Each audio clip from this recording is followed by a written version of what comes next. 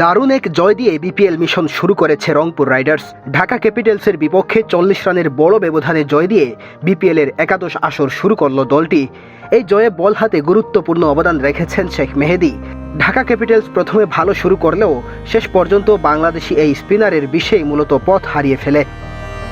এর আগে টসে হেরে প্রথমে ব্যাট করতে নেমে রংপুরের ভালো শুরু এনে দেন স্টিভেন টেলর, কিন্তু 7 বলে 14 রান করে মুস্তাফিজুর রহমানের বলে এলবিডব্লিউ হয়ে ফিরে যান তিনি। অ্যালেক্স হেলসও 6 বলে 5 রানের বেশি এগোতে পারেননি, তাকে বোল্ড করেন আলাউদ্দিন বাবু। স্বদেশি সাইফ হাসান, পাকিস্তানি ইফতিখার আহমেদ আর খুশদিল শাহ 3 ব্যাটারের 40 ঊর্ধ্ব ইনিংসে 6 উইকেটে 191 রানের বড় সংগ্রহ দাঁড় করায় রংপুর রাইডার্স। 20 রানে 2 উইকেট হারানো দলের হাল ধরেন সাইফ হাসান আর ইফতিখার আহমেদ। 65 বলে 89 রানের জুটি গড়েন তারা। অবশেষে টানা 2 ওভারে সেট 2 ব্যাটারকে ফেরান আলাউদ্দিন বাবু। সাইফ 33 বলে 2 করে 4 ছক্কায় 40 রান করে আউট হন। হাফ সেঞ্চুরি থেকে মাত্র 1 রান দূরে থাকতে বড় শট খেলতে গিয়ে বাউন্ডারিতে ক্যাচ হন ইফতিখার। 38 বলে 8 বাউন্ডারিতে পাকিস্তানি ব্যাটার করেন 49 রান। এরপর নুরুল হাসান সোহানের 11 বলে 6-4-এ 25 আর শেষ দিকে খুশদিল শাহের 23 বলে 3টি করে 4 ছক্কায় অপরাজিত 43 রানে ভর করে 191 রানের বড় সংগ্রহ পেয়েছিল রংপুর।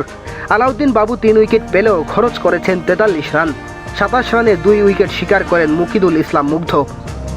192 রানের টার্গেটে খেলতে নেমে দারুণ শুরু এনে দেন লিটন দাস ও তানজিদ হাসান তামিম।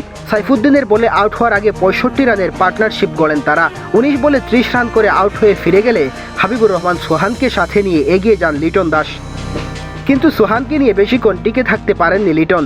দলীয় 71 রানে মেহেদী হাসানের বলে ক্যাচ তুলে দেন হাবিবুর রহমান সোহান।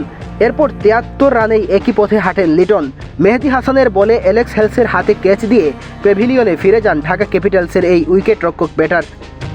এরপর ম্যাচ জুড়ে রীতিমতো চলতে থাকে মেহেদী শো।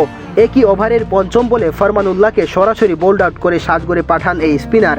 ফলে ঢাকা ক্যাপিটালসের স্কোর দাঁড়ায় 75 রানে 4 উইকেট। শেখ মেহেদীর পর বাকি কাজটা সারেন খুশদিল শাহ, রাকিবুল, সাইফুদ্দিন এবং কামরুল ইসলাম রাব্বিরা।